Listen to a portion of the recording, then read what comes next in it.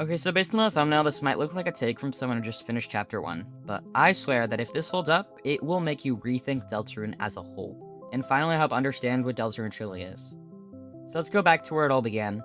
My first bit of the theory is that the soul we play as in Deltarune is actually Kara's soul, and my evidence starts here. The soul seems to sort of been uploaded in a way that closely resembles the chapter 3 sword route. Then the voice we assume is Gaster starts talking, checking that the connection between him and the soul is stable. We know only 2 red souls have ever entered the underground, Kara's and Frisk's.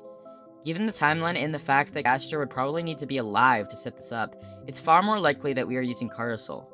So why would Gaster need an actual soul instead of just simulating one?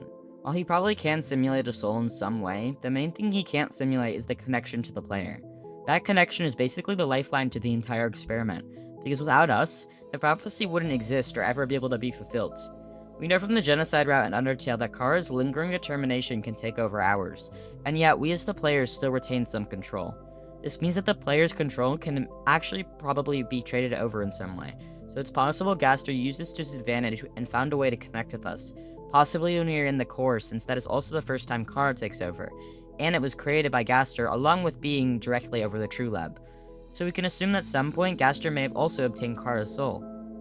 Timeline-wise, this actually tracks. We know a soul persists for some time after the body dies. Either Gaster went to the site where Kara and Azrael died, or, more likely, he asked Asgore to borrow the soul for research. This would also explain why the red soul is missing. Kara's body was separated from Azrael's and is gone from its coffin, soul included. It also explains why Asgore didn't already have a red soul on hand once he started planning to break the barrier. In the True Lab's power room, behind glass, there's a heart-shaped object that appears to be both powering the core and the lab itself. This could in fact be Kara's soul, and this is a theory I've seen around the community for a while. There is also a detail from the Undertale 10th anniversary stream almost no one talks about. While watching, I noticed that it looks like an almost imperceptible chip on the left side of the soul. The soul itself might even be animated in some way. Also worth noting, that same heart shape appears inside the Deltarune A of the logo. So what is Deltarune actually? My theory, the light world in Deltarune is in some way a dark version of the True Lab itself. And this isn't just a guess, either. I actually mapped the 2 locations onto each other. I used a modified version of Hometown to account for the details we can reasonably infer exist, including an extra street suggested by the rooftops of the houses we see in the north, and also the trees that don't quite line up where they do everywhere else in the game. I also tested an unmodified version, lining the rooms up as is, and even that test version seems to hold up for most of the major points. But for this video, I'm going to use the modified layout. I took each room from the True Lab and each area in Hometown, turned them into separate image layers, and overlaid them. And if you look already, there's some striking similarities, besides the fact that the roads already line up. Starting off with one of the most important and interesting points, it is the similarities to a weird route. The room where you fight Snowy lines up almost exactly with the holiday reference. It's also the only spot in both locations where the ground texture changes. After you beat Snowy in the True Lab, you get a blue key. And what blue colored key do we get in Deltarune? That's right, the ice key. In the sword route, the ice key gets used up alongside a parody version of Noelle, and the place where you use the blue key is lined up right on top of the lake, where in Chapter 5, Noelle and Chris quite literally drag themselves in, using the sums up, just like the keys. The ice key also unlocks an area with a striking resemblance to the True Lab, both in tiling and layout. The CRT room in the True Lab overlaps with the Dreamer residence, which actually makes a lot of thematic sense. In the room where you can watch 6 tapes depicting the events up to Kara and Azrael's death.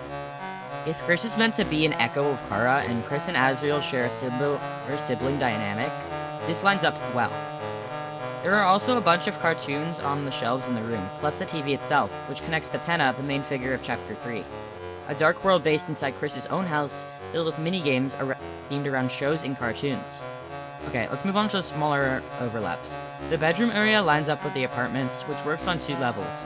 Since apartments are literally places where people sleep, and from a distance they resemble rows of windows. There's also a dog bowl in both the alley and this room. Some fans theorized that the lowercase written lab entries were written by Sans.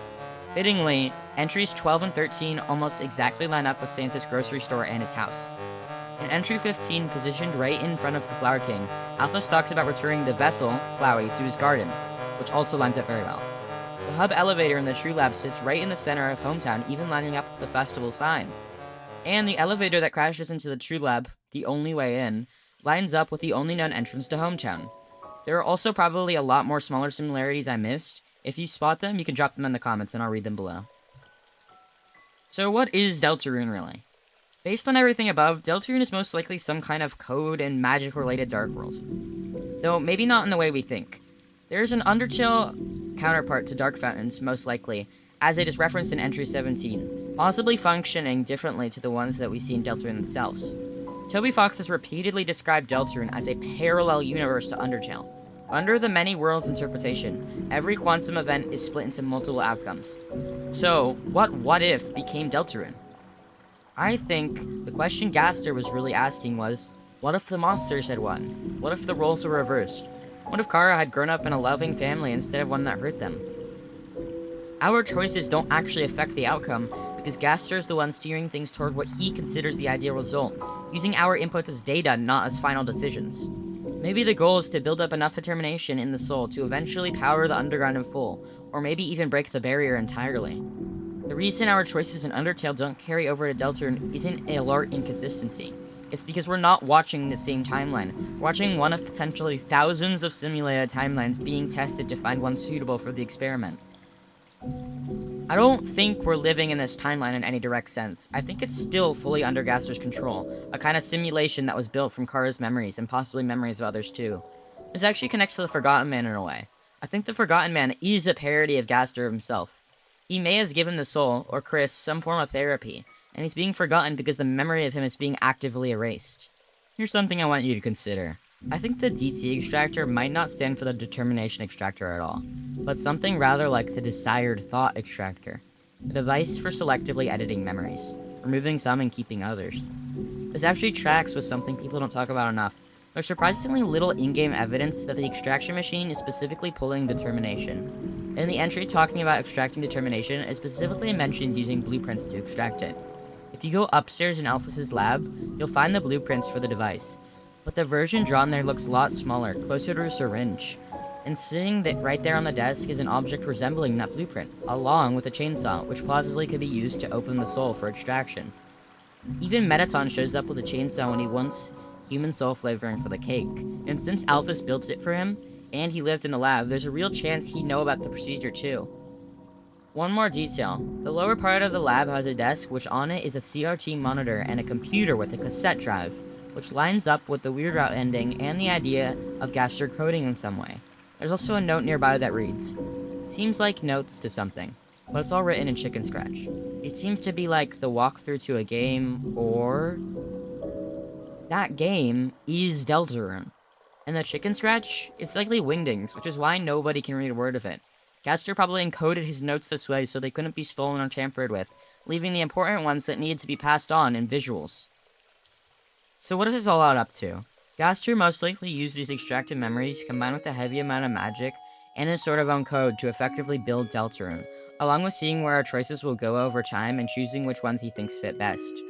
And similar to how another player can join during this Chapter 3 minigames, Gaster might even be able to let others into the simulation too, like his followers and maybe even Sans.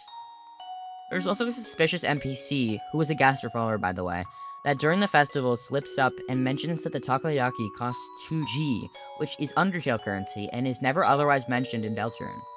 I still don't know the exact mechanics of how this simulation works, whether it's fully digital, some kind of Dark World variant, or something else entirely, but I'll keep digging. And I'd love to hear your theories for a possible follow-up video. Okay, that's all for today. If you enjoyed this, drop a like, and if you've got a theory or idea of your own, leave it in the comments. I'll be reading and responding to as many as I can. This was my first video, so if you like theories like this and want to see more, consider subscribing. See you next time.